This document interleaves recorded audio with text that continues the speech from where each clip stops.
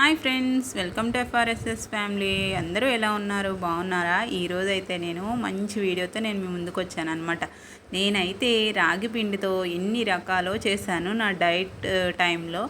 ఎప్పుడు ఇదైతే నేను ట్రై చేయలే. అదేనండి రాగి సంకటి. దాన్ని ఈరోజు వీడియోలో చూసేద్దాం. ఏంటంటే ముందుగా ఒక గ్లాస్ రైస్ని ముందుగానే కడిగి నానబెట్టుకున్నాను. దాన్ని ఏంటంటే ఒక గ్లాస్ రైస్కి 2.5 కప్పులు వాటర్ అనేది తీసుకోవాలి. రైస్ అయితే గట్టిగా ఉండకూడదు ఫ్రెండ్స్, బాగా మెత్తగా ఉడకాలి. ఇంకా అందులోనికే 1/2 టేబుల్ స్పూన్ నెయ్యను, 1/2 టేబుల్ స్పూన్ సాల్ట్ వేసుకున్నాను. మీరు రుచికి తగినంత వేసుకోండి, ఎందుకంటే కర్రీలో కూడా ఉంటుంది కదా మనకి సాల్ట్ అనేది ఎక్కువ అవ్వకుండా. చూసారా ఎంత మెత్తగా అయిందో రైసు. అంత మెత్తగా అయ్యాక నేను ఆ గ్లాస్తోనే తీసుకున్నాను ఫ్రెండ్స్. రైస్ అనేది ఆ గ్లాస్తో తీసుకున్నాను కాబట్టి అదే గ్లాస్తో మళ్ళీ రాగి పిండి కూడా అదే తీసుకున్నాను. కొంచెం సేపు అందులో వేసేసాక కొంచెం సేపు మూత పెట్టండి, ఒక 5 మినిట్స్ మూత పెట్టిన తర్వాత ఇక అట్లా కలుపుకోవాలన్నమాట. ఒకవేళ రైస్ కన్నా పలుకగా ఉందనుకోండి ఫ్రెండ్స్, అసలు బాగోదు సంగటి అనేది, మెత్తగా ఉండదు.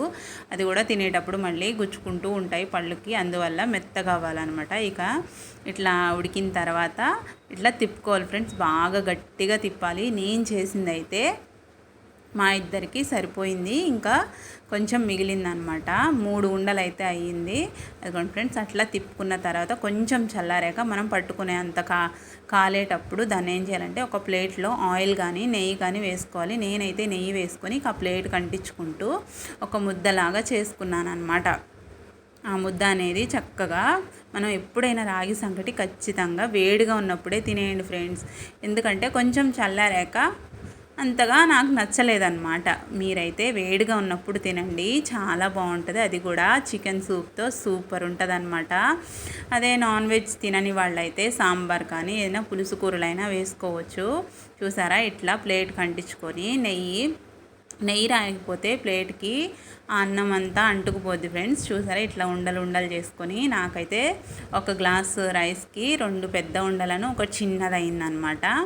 నాకైతే ఒకటి సరిపోయింది ఫ్రెండ్స్, ఒకటి కూడా లాస్ట్లో తినలేకపోయాను, అంతా హెవీగా అనిపించింది. పొట్ట అయితే ఫుల్ అయిపోయింది ఒక్కదానికే. మీరు కూడా ట్రై చేయండి.